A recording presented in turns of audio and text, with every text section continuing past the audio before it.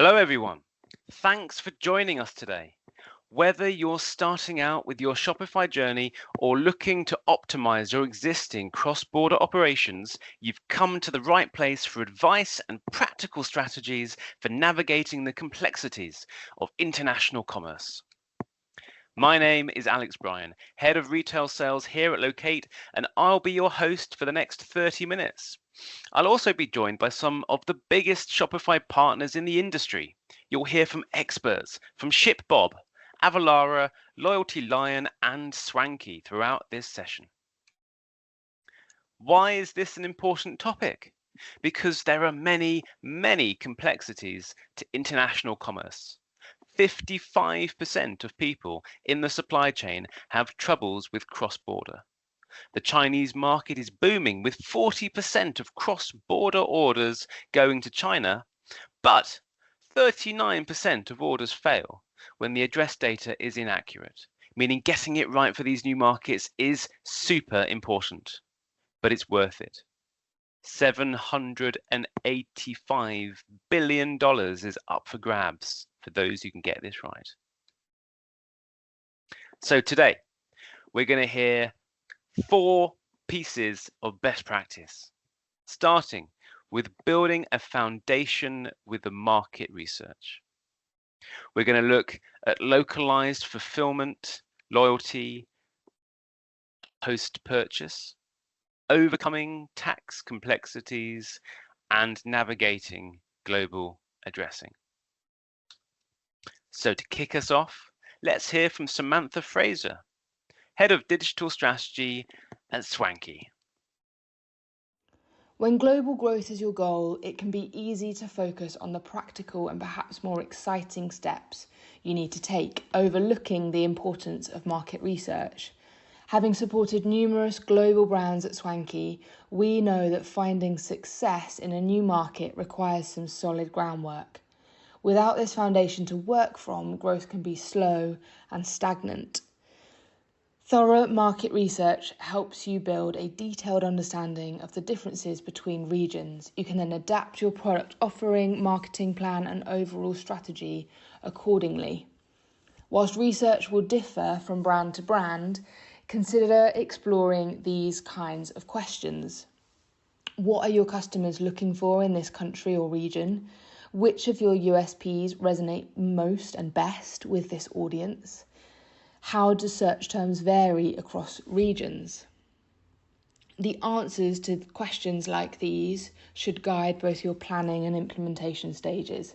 And ultimately, if you want to execute an internationalization plan that delivers increased brand awareness and revenue growth in multiple countries, you have to start with thorough market research.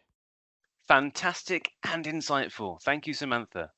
We'll now move on to personalization and why it matters. Personalization can be tricky. Even the biggest brands get it wrong. Let's have a look at some examples. KFC's tagline, "It's finger licking good." In China, that translated to "eat your fingers off." Not quite the same message, is it? Pepsi's tagline, "Come alive with Pepsi," morphed into "Pepsi brings your ancestors back from the dead." Again, I don't think that was the message they were trying to achieve with that one. And IKEA, too many to count, but my personal favorite is Farty G. Farty G, Ali G. Remember Ali G? It's his flatulent cousin. So anyway, let's talk about a success story with personalization. One of our customers, Lounge Underwear, fantastic success story. During the pandemic, as you can imagine, they saw tremendous growth because everyone was sitting around ordering loungewear. But after the pandemic, when everyone stopped doing that, they needed to carry on that fantastic trajectory, as we all do. And so they went into the realms of hyper-personalization. And how did they achieve that? Well, they used to have one website that dealt with every territory. So every customer landed on the same page. But they started to hear from their international customers, and they were telling them that the models and the language didn't resonate. It didn't look like them.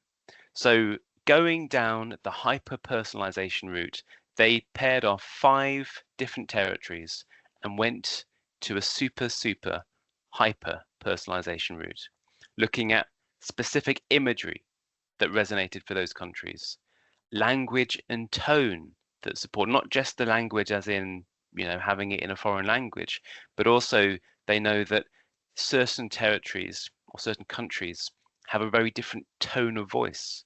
So Spain, for example, is a far more formal tone of voice, whereas in the UK and US, it might be a bit more playful.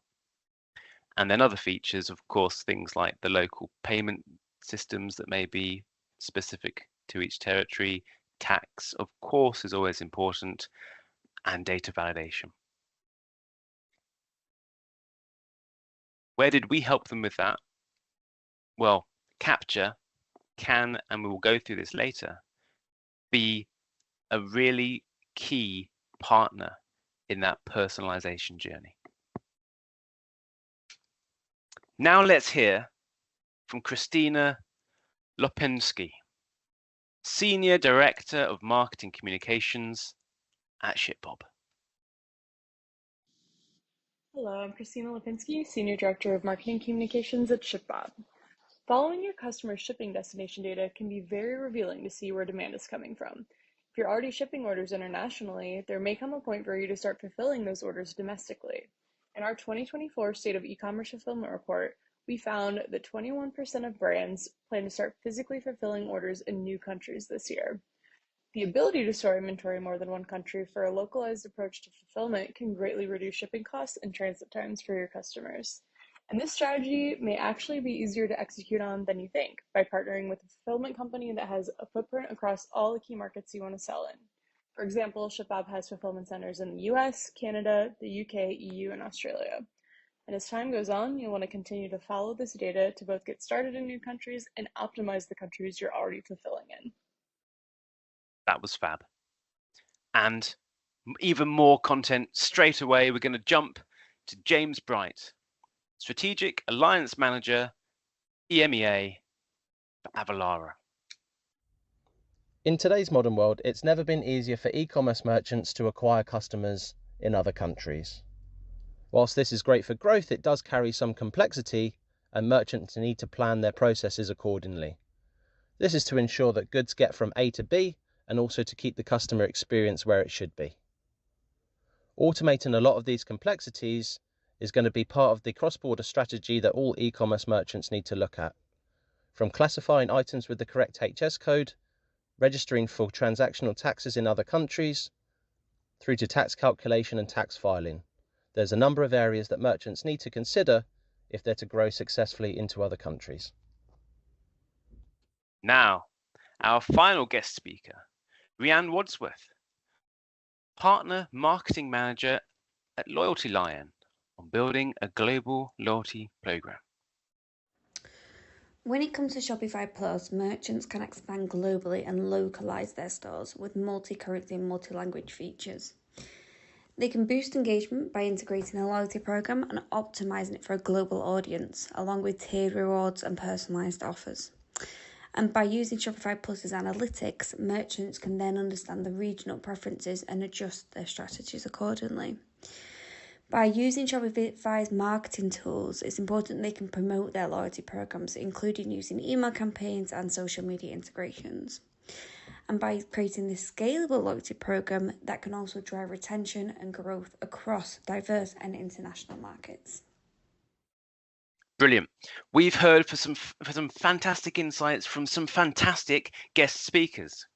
The next section of this presentation is all about the importance of data quality. So let's remind ourselves, why is data valuable? What is the value of consumer data? Well, brilliant. We've heard for some fantastic insights from some fantastic guest speakers. The next section of this presentation is all about the importance of data quality. So let's remind ourselves, why is data valuable? What is the value of consumer data? Well, you don't have to take my word for this. This is coming straight from the horse's mouth. Daniel Lindsay, Data, Insights and Analytics Director at Estee Lauder Companies. And he put up this fantastic slide, which I have shamefully ripped off. But what he tells us is the value of consumer data. So if we have an anonymous consumer landing on a website or coming into a store, they may spend X per visit. And that value obviously depends, varies from customer to customer, retailer to retailer. But they know through their insights that if they have the first name and last name for that customer, then that anonymous customer now is 2.3 times more valuable because they can personalize better for that person. Added an email address, and now it's 2.5 times more valuable. We know from Superdry that the value of a customer with an opted-in email address is double that of a customer without one. Add the postal address, and it's 3.1 times more valuable. Add a phone number, and it's 3.5 times more valuable. First-party marketing, with the demise of the cookie, having accurate and valid first-party data collected at the source of entry is far more valuable than it ever has been. And the one that surprised me, but perhaps not, shouldn't be surprising, is the birthday. Add a birthday, and this customer now, for being anonymous, valued at X, is now valued 5.6 times more. 5.6 times with that information. So having the valuable consumer data accurate and validated at the source of entry is super, super valuable. And data quality, right? So it's valuable data, but we're awful at it. Data quality, data degrades at 20% year on year. And the average business is losing £6.5 million a year because of poor data quality. That's through inefficiencies, through missed deliveries, all sorts of things. The knock-on effects of poor data is costing £6.5 million a year to the average customer. 41% of deliveries are delayed, and 39% of the time that's down to incorrect address data. But even though often it's the customer who's entering the data wrong, 78% of consumers expect the retailer to resolve these data quality issues for them. On the screen, you'll see the 110-100 rules, a great way of demonstrating the cost of poor data. So if, for example, it would cost £1 to prevent poor data going into the system in the first place via a data quality tool, the cost of correcting that piece of information later down the line is £10, 10 times more. But the cost of leaving that dirty data in the system to rot away and fester is £100. It's 100 times more costly to allow dirty data to sit in the system than to clean it up or to fix it at the point of entry. So how do we at Loqate support on this sort of thing? Well, we have a tool called Capture, which allows our customers to quickly and accurately enter data into their systems or allow their customers to do so. And one of the key features of Capture V4, the latest version, is now full Unicode support. Language is no barrier. What is the use case for this? Well, a customer may say, I want my customers to have the same experience no matter which country they're in, like the lounge example previously. We operate in multiple territories and we need to support every language. With Capture, with full Unicode support, you can now allow your customers to enter their address in their native language. Far better user experience using their native keyboard. It's hyper personalization, hyper localization. And what is the benefit of this? Not only is it improved user experience for the customer and aligning with the hyper personalization approach that many retailers are looking for, it also reduces the time for global customers to enter their addresses, therefore reducing keystrokes and improving conversion rates, and it allows you to have a global reach for customers.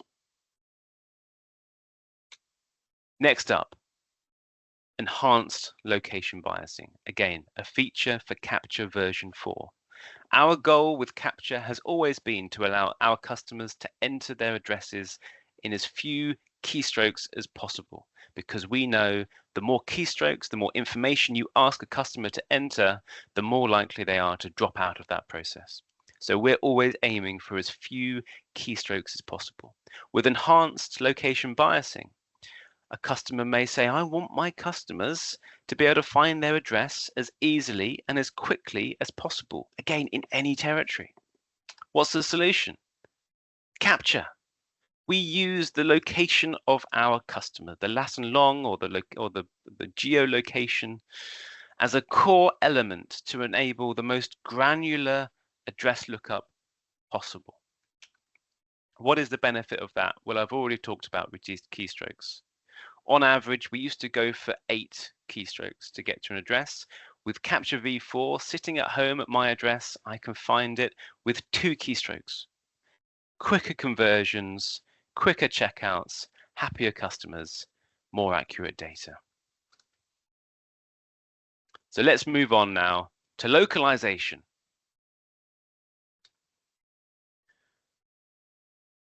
Here's an example of a customer that came to us.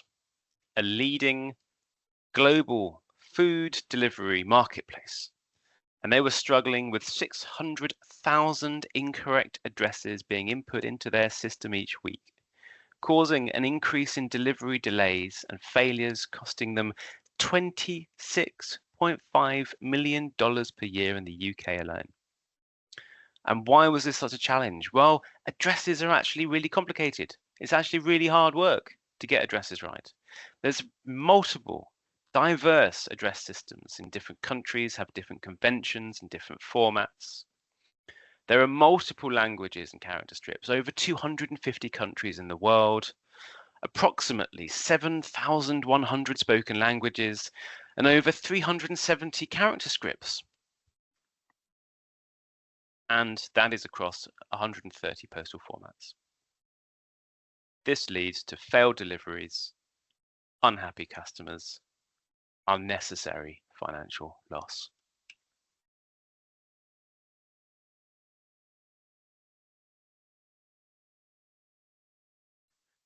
And here are some examples of what international addresses can contain.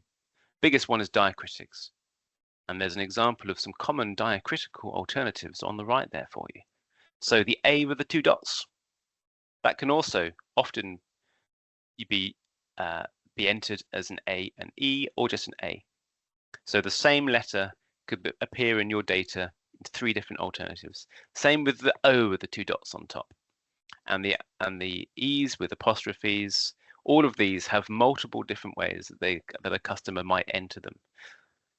It's important that any system you're using is able to deal with these. Addresses can also contain punctuation, like St. Louis de Haha, which is a real place in Canada. They can have abbreviations, which we'll come to shortly. They can have different character strips, and they can also contain profanities. A swear word in English might be a very common word in a Scandinavian country, for example. So lots of different things to look out for in addressing. Here is a fantastic example of an address, a Spanish address, and let's explore some of the reasons why this can be quite difficult to deal with.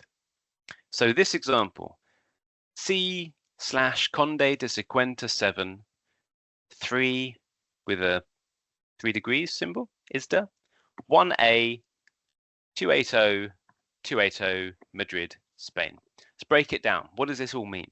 Spain is a fascinating example of addressing because there are many sort of additional pieces of information which make up the address, which just inform. They don't necessarily actually part of the address. So the first one is an abbreviation. C/ is an abbreviation for Calais. It's very common in many continental European countries. It's very common to have abbreviations like that. So C/ is the abbreviation for street. Then the house number comes after the street. There are quite a few countries where the house number is after the street name rather than before, like we're used to in the UK, which can cause many issues with truncation on shipping labels, for example. If there's a character limit on the shipping label, say 30 characters, and the house name or that the street name and number is longer than 30 characters, truncating that can mean that the package doesn't arrive because the house number's been stripped off. Another thing that's interesting about Spanish addresses is this symbol, the piso it's called symbol, which indicates which floor the address is on. So that's very helpful for the postman. And again, ESC, which is escalier, indicates which stairwell you need to walk up. And then ISDA, or derecha, is left or right. So all of this information is adding to the address to help make it much more useful for the postman to find the address. The postmen in Spain have the easiest job of anybody because they are told exactly where they need to go. So that all would relate in English to building number 7 on Conde de Sequentia Street, 3rd floor to the left, door 1A, Madrid, Spain. If your addressing system doesn't cope with all of that additional information and doesn't present all of that additional information, it's going to be very difficult for the postman to find that address in Spain. So something to be aware of. Here's another example of some complexities in international addressing. Now here is an example of a real Irish address. This letter arrived. This is Southern Ireland. And it's a fascinating place. So up until 2015, Southern Ireland, the Republic of Ireland, didn't have any postcodes outside of Dublin. It didn't have postcodes.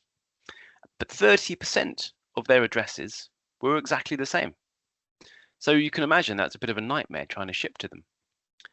And sometimes it might be something like the house on the left down the lane, Cork. That was the address.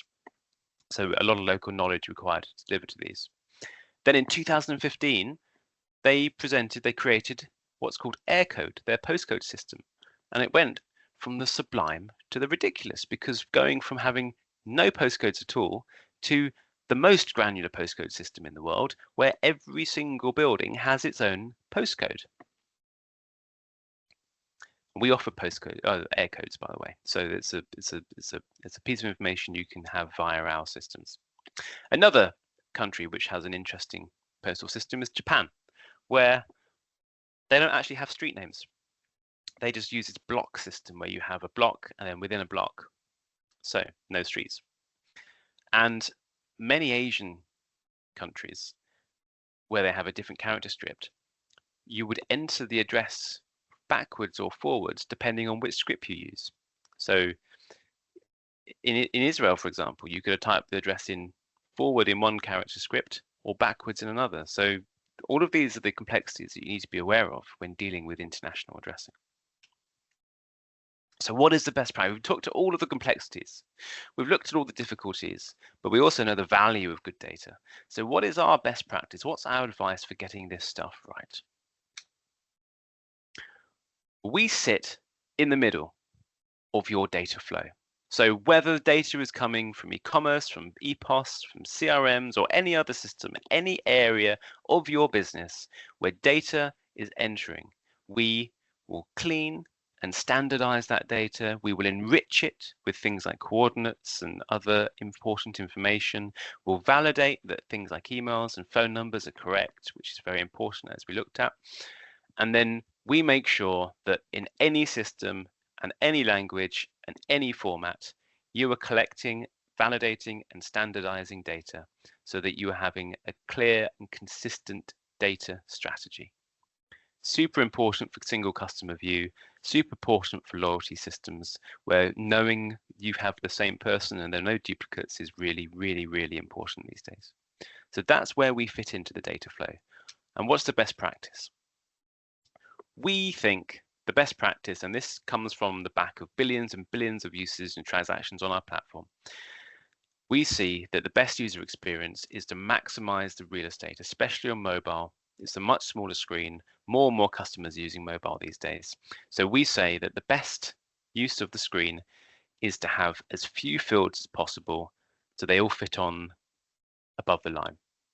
So if you can just have something like first name, last name, one single field for address entry and then email, phone, that is going to be the best, cleanest user experience for your customers. And we know that the fewer fields you ask them to fill out, the more likely they are to proceed through that journey and convert. But always important to have the ability for the customer to enter their address manually as well. So you see the little enter your address manually button. That is best practice. This is Nike's website, by the way. Once the customer has entered their address using CAPTCHA, it then shows all the fields but already populated. So lovely and clean, shows the data, allows the customer to edit it if they want to, but speeds up that entry by at least 80%. The second piece of the puzzle, what we refer to as the belt and braces approach, is to use our tool Verify. So CAPTCHA helps the customer enter the address in the first place and speeds it up. But what if a customer manually enters their address? Or what if they go in after they've used CAPTCHA and then they edit it slightly? And by the way, we see that more and more frequently for fraud purposes. Verify will then trigger if an address has been manually entered or if address has been edited having been captured. We see that happening about 20% of the time. Verify then kicks in and says, did you mean? Confirm your address. Again, this is on the Nike checkout. In red, the customer entered their address with Hereford rather than Worcester. Our Verify solution is now saying, we think you mean Worcester. The customer can then proceed with that suggestion. However, if they want to proceed with what they manually entered, they can do. And again, we recommend that as best practice. But as I said, this is happening more and more for fraud. And this is a great fraud sort of light touch fraud check, because if a customer manually edits their address and then chooses to proceed with that manually by reselecting the incorrect address and going through that process, that is a part of the journey, a data point that you can record. And then you know that if something happens down the line fraudulently with that the customer picked that. So it gives you more insight into what could potentially be a fraudulent journey. And then finally, what we recommend as best practice is to use a field label.